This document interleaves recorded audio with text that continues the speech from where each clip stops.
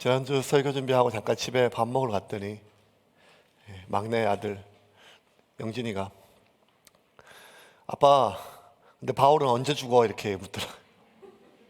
그 왜? 그러니까 아니 매주 똑같은 얘기만 계속 반복하니까 몇 년째 지겹다고. 그러니까 고3짜리가 이렇게 얘기를 하는 거 보니까 야, 그 제가 뭐라 얘기했는가 하면 바울이 이미 죽었어 2000년 전에.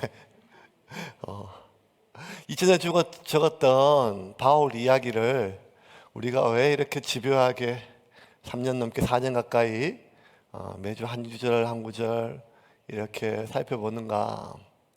오늘 대표 기도하신 집사님 기도처럼 이 예배실이 주의 성수하는 하나의 어떤 공간이 아니고 우리의 이 예배가 주의 성수라고 하는 하나의 어떤 종교적인 어떤 의무를 다하는 행위가 아니라 2000년 전에 이 이야기는 2000년 전에 팔레스타인 지역에 살았던 어떤 한 사람의 이야기가 아니라 오늘 2021년 3월을 살아가는 대한민국 우리의 이야기이기 때문입니다.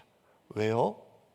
하나님을 만나고 하나님을 따르기를 결심한 자의 삶의 이야기 때문이거든요. 어쩌면 거의 반복되는 이야기입니다. 새로운 도시 갖고 복음을 전하고 핍박을 받고 거의 죽을 뻔하다가 또 다른 도시로 가고 또 복음을 전하고 핍박을 받고 거의 죽을 뻔하다가 다른 도시로 가고 우리 57개 도시였습니다. 그 이야기가 이제 마지막 최종적인 목적지 로마로 하는 그 여정이었는데 그 마지막 여정지가 참 순탄치가 않습니다.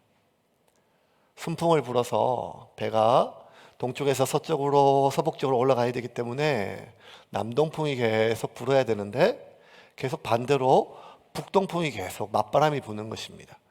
그렇게 맞바람이 불어서 배가 정상적으로 가지 못하고 지그재그로 겨우 어떻게 해가지고 미안까지 알렉산드리아호가 바울을 태운 알렉산드리아호가 도착을 했어요. 이제 더 이상 배가 갈 수가 없습니다. 바울은 더 이상의 항해는 정말 위험하다고 판단하고 백부장 율리오에게 더 이상 항해는 이제는 진짜 위험하다. 역시 멈춰야 된다. 겨울을 나고 가야 된다. 라고 제안을 했고 간절하게 호소했는데 이 백부장 율리오는 이 바울의 말보다는 그 알렉산드리아 호의 선장과 선주의 말을 더 신뢰해서 항해를 강행하게 됩니다. 그리고 그 강행했던 그 결과 유라굴라라고 하는 그 지역 특성인 큰 태풍을 만나서 배가 완전히 깨어지고 가라앉기 직전에 조금이라도 배를 살려보려고 배 안에 있는 모든 짐과 화물을 내리는 장면이 오늘 본문의 전부입니다. 왜 이런 일이 발생했을까요? 왜 이런 일이 발생했을까요? 가장 큰 이유는 누구의 잘못이나 책임이 아니라 사실은 자연재해입니다. 왜냐하면 이 시기는 항해하면 안 되는 시기였어요. 오늘 본문 8절과 9절 보겠습니다. 8절과 9절 보겠습니다. 간신히 그 연안을 지나 미항이라는 곳에 이르니 나세아시에서 가깝더라. 여러 날이 걸려 금식하는 절기가 이미 지났으므로 항해하기가 위태한지라 바울이 그들을 권하여 자, 간신히 천신만고 끝에 몰리스 완전히 천신만고 끝에 그렇게 도착을 했어요. 그리고 했는데 이제 여러 날이 많이 지났는데 금식하는 절기가 이미 지났다는 거예요. 이 금식하는 절기는 사실 유대인들만 아는 거예요. 왜냐하면 대속죄일이거든요. 대속죄일. 지금 바울이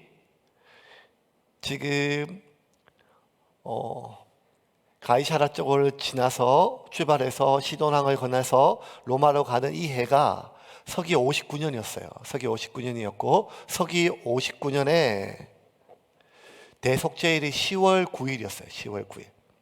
그러면 이미 10월 9일이 한참 지났다는 거예요. 근데 굳이 필요 없는 이 구절을 왜 누가가 집어넣는가 하면 이 시기는요, 항해하면 안 되는 시기라는 거예요. 왜냐하면 이 지중해 이쪽으로는요, 보통 9월부터 3월까지는 지중해 계절풍, 북서풍이 강하게 불어가지고 항해가 어렵다는 거예요. 특별히 11월 중순부터 2월까지는요 거의 항해가 불가능해가지고 항해하는 배가 없어요. 그래서 바울의 로마 압송을 끝까지 그렇게 책임을 졌던 율리오는 어떻게든지 10월까지는 이 항해를 마치려고 그렇게 마음을 먹었거든요. 그런데 더 이상 항해가 어려울 정도로 계속 북서풍이 불어가지고 바람이 어렵다는 거예요. 그래서 시간이 벌써 이 대속죄일 금식하는 시간이 한참 지나가지고 더 이상 항해를 하면 진짜 어려운 시기가 됐다는 것입니다. 때문에 항해를 더 이상 강행하면 진짜 큰일 날 것 같아가지고 바울이 자기 호송을 책임졌던 백부장 율리오에게 항해를 일단 멈추고 겨울을 나서 내년 3월에 출발하자고 강하게 제안을 합니다. 9절과 10절입니다. 같이 보겠습니다. 여러 날이 걸려 금식하는 절기가 이미 지났으므로 항해하기가 위태한지라 바울이 그들을 권하여 말하되 여러분이여 내가 보니 이번 항해가 화물과 배만 아니라 우리 생명에도 타격과 많은 손해를 끼치리라 하되. 자, 여러분, 바울이 미결수이긴 하지만 죄수거든요. 그리고 지금 사형수들 로마의 콜로세움에서 그런 짐승의 밥이 될 만한 그런 로마 시민들에게 즐거운 끓을 제공하기 위한, 사실 표현이 그렇지만 고깃 덩어리에 불과한 그 사형수들과 함께 로마로 수송되고 있는 죄수였어요. 그리고 지금 율리오는 백부장 센츄리온, 이 가장 최고 군인 고급 장교란 말이에요. 그러니까 죄수가 고급 장교에 이렇게 말할 수도 없어요. 그런데 지금 바울이 제한 정도가 아니라 아주 강력하게 훈계하듯이, 그러니까 파라네이오라고 제안하더라, 권하다 이렇게 했는데, 권하다 이랬는데, 이 권하다란 말은, 파라네이오라고 한 말은 권하다, 제안하다를 넘어가지고 가르치다, 훈계하다 뭐 이런 뜻이에요. 그리고 한 번 얘기한 것이 미완료라서 계속 반복적으로.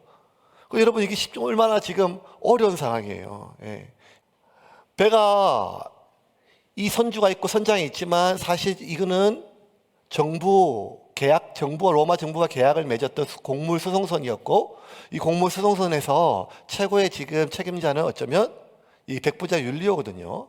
근데 바울이 계속 지금 백부장 율리오에게 주제 넘은 것이 아니라 지금 목이 떨어질 정도로 반복해서 권하고 권면하고 훈계하고 가르쳤다는 거예요. 왜냐하면 한두 번 얘기한 게 계속 반복했는데도 말을 안 들으니까.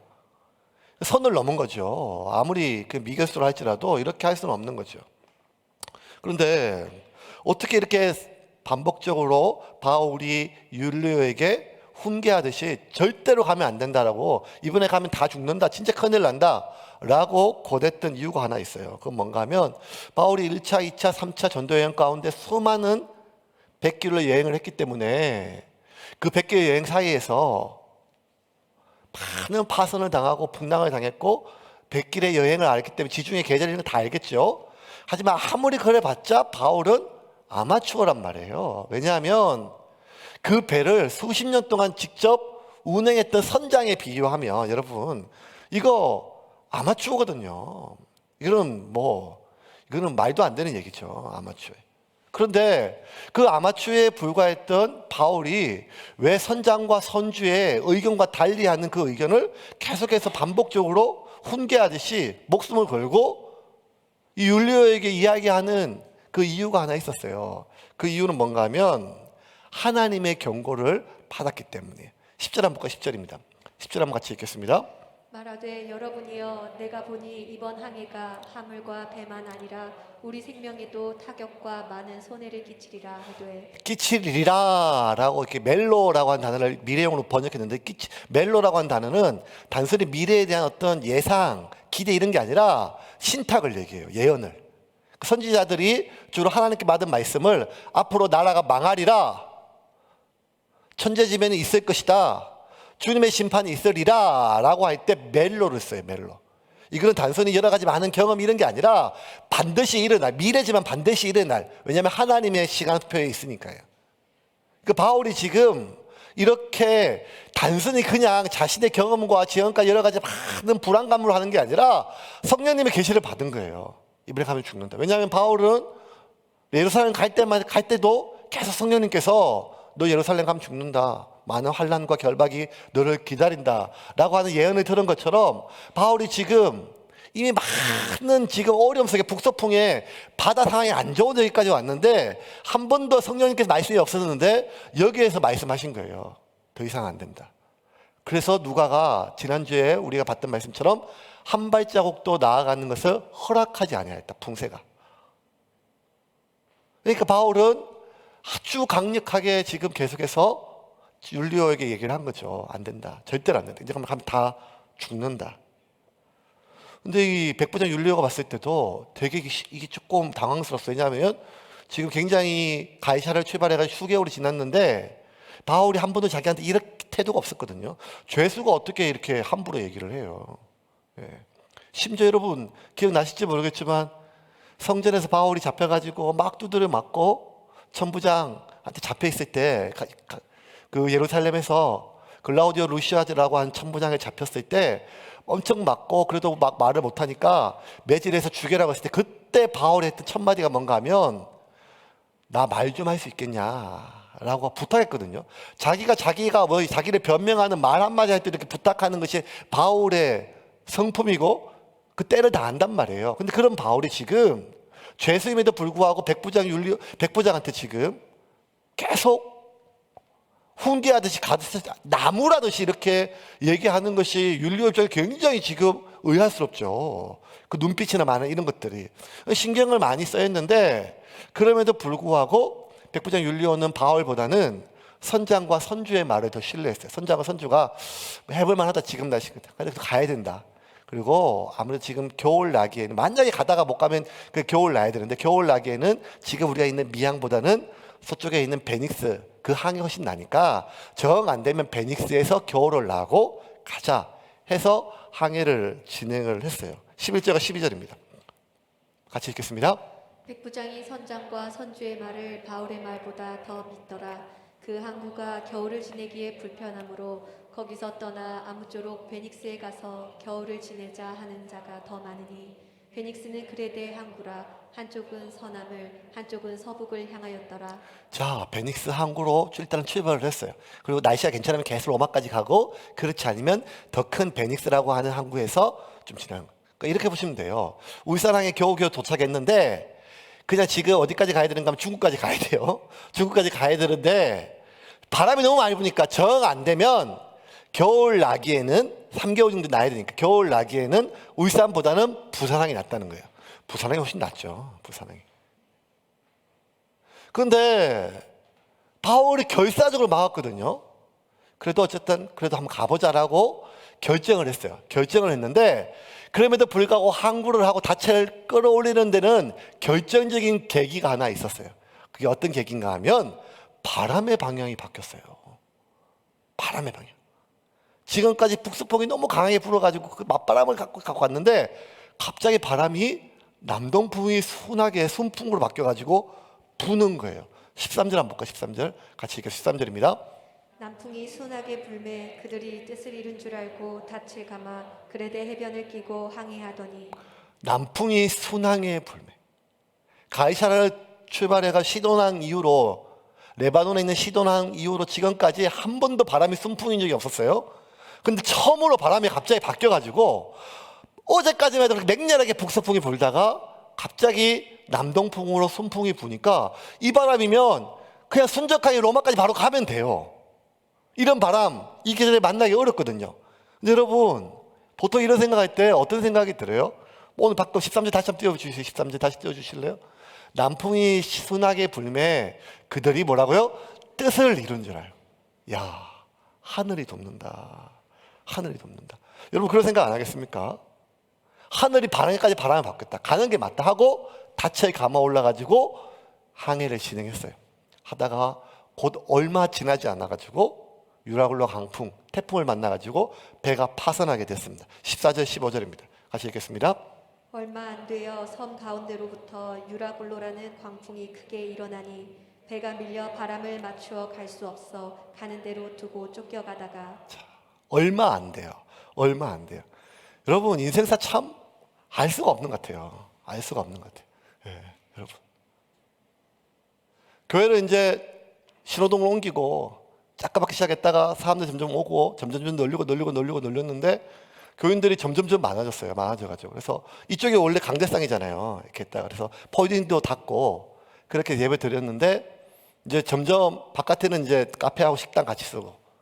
그래서 예배실이 좁아가지고 이제 포딩도 문 열고 같이 예배 드리다가 사람들은 점점 늘어났는데 이제 그냥 뭐 의자 더 깔면 되니까요. 이제 뭐가 조금 불편했는가 하면 이렇게 식당을 같이 쓰니까 예배 드리는데 계속 밥 냄새가 올라오니까 막 그 성도님들이 이게 영의 양식과 육의 양식 속에 갈등을 하지만 다 영적인 분들 세운 교회를 하지만 점점 설교가 길어지면 막 성질을 막 내시고 빨리 밥 먹어야 되는데 오늘 메뉴가 지금 제육볶음 냄새가 나는데 지금 왜 지금 눈치 없이 길게 하냐 막 이런 막 하니까 막 제가 예배가 좀 진짜 어려웠어요. 그리고 막 또 막 그렇게 뭐 또 젊은 친구들 많았으니까 지금은 또 예배 코로나 때문에 많이 못 오지만 젊은 친구들이 보면 보통 신랑들은 이제 아내 때문에 끌려오거든요. 끌려오니까 이제 그냥 아내가 이제 열심히 안에서 앞에서 예배 드리고 은혜 받고 신랑은 뒤에서 애 보다가 막 하니까 뭐 이렇게 핸드폰 보다가 중간에 설교하다 보니까 막 중간에 저 뒤에 가서 전자레인지에 뭐 우유도 데우고 막 미기고 하고 막 이러니까 설교가 막 그 짬뽕이 되고 막 중간에 막 난리가 버려. 그래서 이제 크게 이게 어떡하지 어떻게 하다가 안 되겠다. 지금 식당을 좀 분리를 하자 해가지고 이제 작년에 선교원 공사 끝나고 위에 이제 식당 공사를 했었잖아요. 재작년에 공사를 해가지고 식당이 이제 카페가 잘 마련이 되고 이제 예배실도 잘 마련이 돼서 언제는 이제는 이제 뭐 그 음식 냄새 안 나는 예배실로 그렇게 하고 예배 끝나면 다 온 교인이 모여가서 식상하고 하고 얼마나 제가 마음이 좋았는 거예요. 그렇게 드디어 하나님께서 더 큰 은혜 주시고 하나님께서 또 교회를 더 보고 주시겠다 이렇게 마음을 먹고 진짜 그렇게 계획을 잡았는데 코로나가 터진 거예요. 코로나 터지고 제일 먼저 한 게 뭔가 하면 밥 먹지 말라는 거예요. 그리고 벌써 1년이 지났습니다. 1년이 지나가지고. 제가 어떤 생각이 들었는가 하면 매주 올라가가지고 아니 이걸 이 공사를 왜 했지 내가? 공사 왜 했지 이거 그냥? 일주일 내내 저 넓은 식당을 만드나 고생만 하고 어차피 밥 안 먹을 것 같으면 계속 여기서 예배 드려도 아무런 문제가 없었을 것 같았는데 근데 여러분 이 생각이 얼마나 웃긴가 하면 공사 끝나고 온 교인이 올라가서 예배 드리고 밥 먹고 또 예배 드리고 왔다 갔다 할 때 얼마나 제 마음이 좋았는지 몰라요. 잘했다. 이제 모든 일이 다 풀렸다. 순적하게 진행될 줄 알았다 싶었는데 사람 일이란 것은 인생이란 것은 진짜 계획대로 되는 것이 하나도 없으니까 아무 계획도 세우지 말고 그냥 먹고 싶은 거 먹고 하고 싶은 거 하자. 지난주에 그때 간증에 들었던 것처럼 그런 생각이 들 정도로 인생이 참 쉽지가 않죠. 지금 바울은 출발했고 벨릭스에서 지금 벨릭스에 베스도의 명령을 받아가지고 지금 백부장 율리오가 바울을 수송하면서 꼬이고 10월 전까지 로마까지 수송이 끝나야 되는데 바람이 계속 불고 겨우 여기까지 왔다가 인생이 꼬이다가 갑자기 모든 일이 그냥 거짓말처럼 다 풀리기 시작했어요. 인생 살다 보면 그런 게 있잖아요. 갑자기 막 뭐 닫고 막히고 다 안 되고 하는데 뭐 갑자기 순식간에 뭐가 다 풀리고 말 그대로 남동풍이 순하게 불어 순풍이 불어 모든 일이 순적하게 풀리는 듯 그렇게 느낌이 드는 때가 있지 않겠습니까? 순풍에 돛달고라는 표현이 얼마나 정확합니까? 그런데 그 시간이 얼마 되지 않고 바로 광풍을 만났어요. 이제 알렉산드리아에 탔던 276명은 다 물에 빠져 죽을 위기에 처해졌습니다. 인생 최대 위기죠. 왜 이 상황이 발생했을까요? 첫 번째는 자연재해지만 두 번째는요. 상황을 예측하지 못했기 때문이 아니라 이 상황은 충분히 예측된 일이었어요. 왜냐하면 그 계절이 그러니까요. 그리고 바울이 자신의 목숨을 걸고 마지막까지 막았어요. 안 된다. 가면 다 죽는다 이번엔. 그럼에도 불구하고 왜 백부장 율리오는 항해를 강행했고 선장과 선주는 바울보다 위험성을 더 많이 알고 있음에도 불구하고 이 항해를 강행했을까요? 그들의 입을 손해가 너무 컸기 때문에. 여러분 이 알렉산드리오는 어떤 배요? 이 이집트에서 나왔던 밀을 로마 제국까지 수송하는 곡물 수송선이잖아요.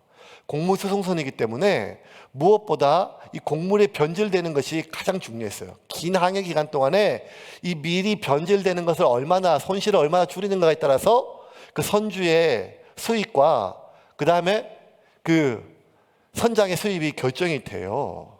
여러분 뭐 이렇게 부산 분들이 아시잖아요. 상선이나 다 배 타는 건 아니겠지만 상선 같은 경우 기간을 어기면요, 그 공사 기간 넘는 것보다 훨씬 더 많은 비용이 추가되거든요.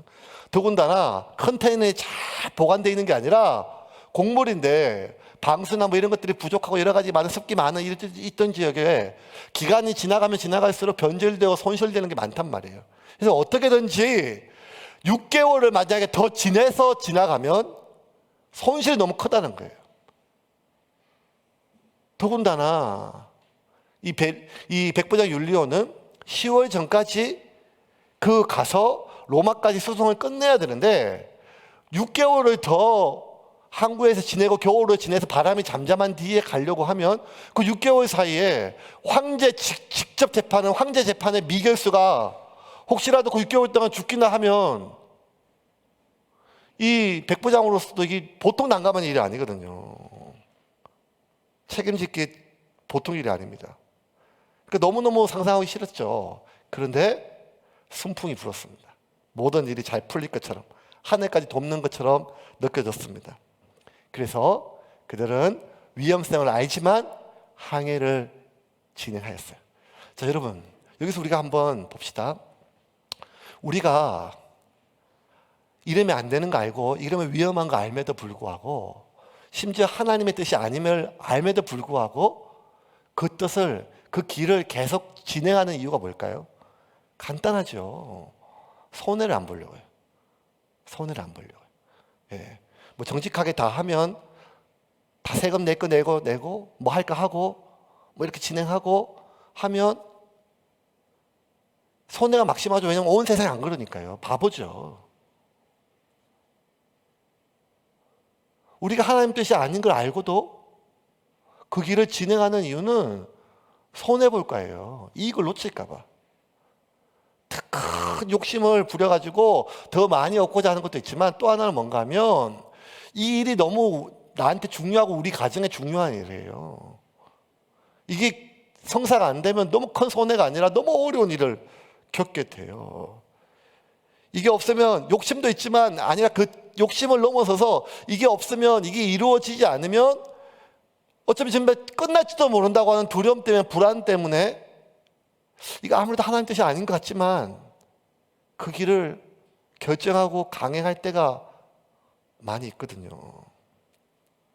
왜냐하면 두렵기 때문에. 두렵기 때문에. 이번 주에도 제가 기도 제목이 많았거든요. 교인들이 막. 그러니까 여러 가지 많은 상황들 놓고 기도할 때 제가 같이 기도하면서 저도 같이 걱정이 되는 게 아니라 겁이 나요. 시험 준비가 있고 오랫동안 준비했던 시험 준비가 있고 새로 시작하는 이 어려운 시기에 다 빚내가지고 시작했던 사업이 있고 이번에 꼭 성사돼야 되는 계약이 있고 이번에 꼭 진행돼야 되는 많은 일들 막 이런 많은 가정들의 기도를 하다 보면요 그 가정의 사정을 알고 같이 기도하다 보면 제가 마음에 어떤 마음이 드는가 하면 걱정이 아니라 겁이 나요. 겁. 그래서 하나님 앞에 진짜 그대로 그렇게 기도해요. 하나님 이 집은 이번에 안 되면 그 끝입니다. 하나님 저 집은 적어도 없으면 저것까지 다 잃으면 이제는 진짜 끝입니다. 하나님 이 가정은 이번에 이거 안 되면 진짜 이제는 진짜 아무것도 할 수 있는 게 없습니다. 이렇게 막 간절한 마음으로 기도하면 이건 걱정이 아니라 그게 안 될까 봐 잃을까 봐 없어질까 봐 막 불안하고 겁이 나고 저도 지난주까지만 해도 그냥 허락이란 제목으로 우리의 모든 인생은 하나님의 섭리 속에 있기 때문에 그 누구도 그 무엇에도 허락이 필요한 것이 아니라 하나님만의 허락이 필요하다고 그렇게 큰 소리로 기도하고 설교했음에도 불구하고 마치 그 가정이 그 일에 생사가 달려있는 것처럼 마치 그 아이가 그 청년이 그 시험에 생사가 달려있는 것처럼 그 가정이 이번 계약에 이번에 새로 시작한 사업에 모든 삶의 방향이 결정되는 것처럼 걱정을 뛰어넘어서 겁이 나고 두려워서 하나님께 기도하는데 당사자들은 오죽하겠습니까? 하나님 안 돼요. 하나님 안 돼요. 하나님 이번에 이거 안 돼요. 하나님 날씨가 이래서는 안 돼요. 이렇게 해서 이게 다 배도 잃어요. 그러면 어떤 마음이 드는가 하면 그냥 끝이라는 생각이 들어요. 끝이다.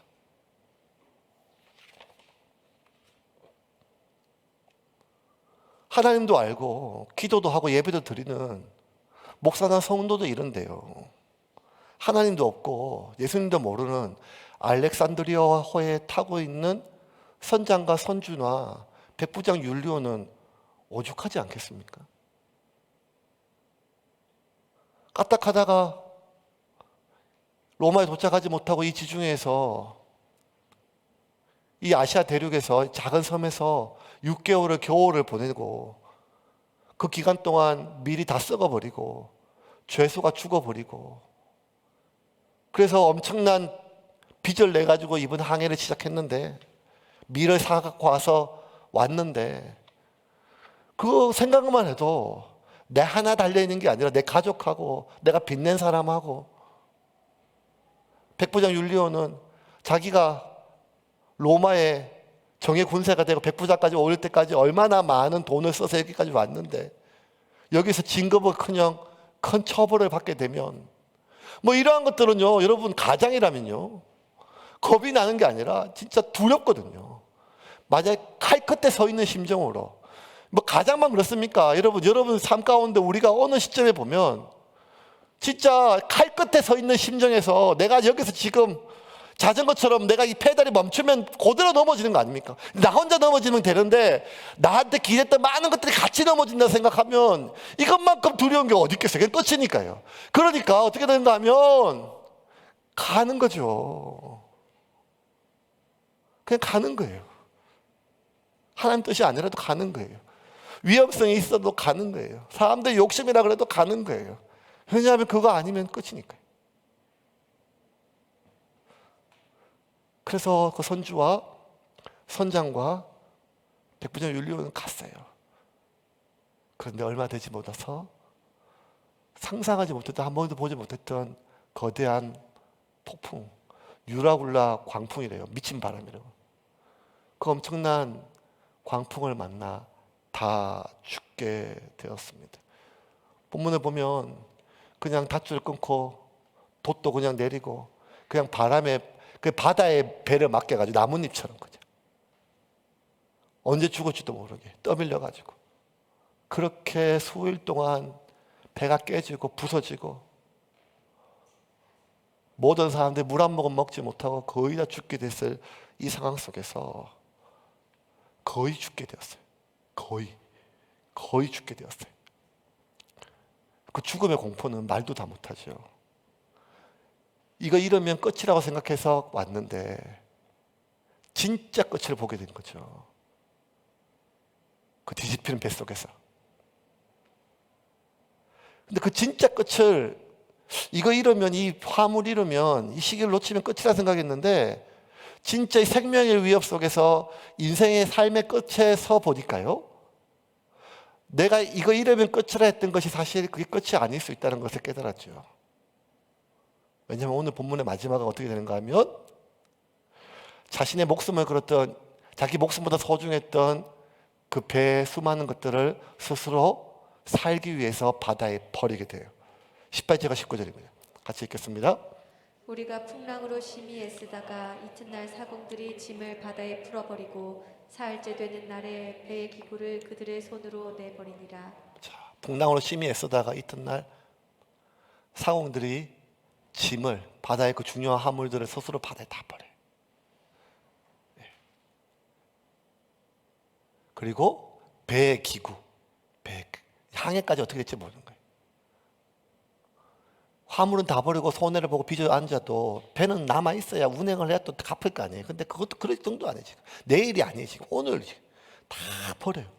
근데 그거 어떤 건가 하면 이거 없으면 못 먹고 사는 거예요. 이거 버리면 이 빚에 앉는 거예요. 이거 버리면 10월이 아니라 내년이나 언제 도착할지도 모르고 그냥 다 끝나는 거예요. 근데 그것 때문에 두려워서 목숨을 걸고 하나님 뜻이 아닌 거 알고도 그냥 그렇게 강행했는데 막상 진짜 끝이 되니까요. 그게 전부가 아니라는 거죠. 그걸 스스로 바다에 내 던지는 심정이 어떻겠어요? 기쁨이 아니죠. 절망이지만 일단 살아야 되니까요. 여러분, 우리가 인생을 살다가 진짜 끝을 만나면요, 이렇게 말하는 진짜 끝은 인간의 한계 중에 한계를 도달하게 되면 그 전에 그렇게 두렵게 여기던 것이 안 두려워져요.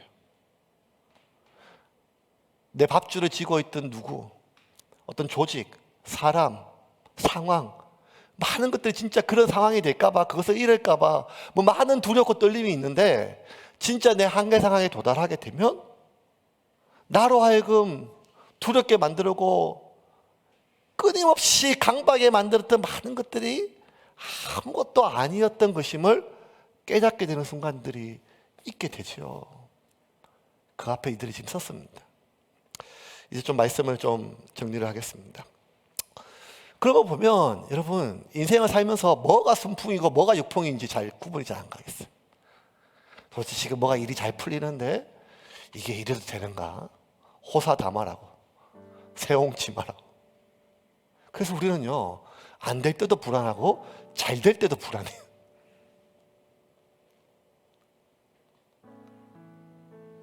안 될 때는 더 안 될 것 같아서 불안하고, 잘 될 때는 이게 진짜 잘 되는 것이 맞나? 어딘가 지금 뭐가 문제가 있는 거 아닌가? 이런 생각 때문에 늘 불안하지요. 유라굴라 광풍은 인생에서 어쩌면 한 번 정도 맞게 되는 내 모든 것을 잃어버리게 만드는 광풍이에요.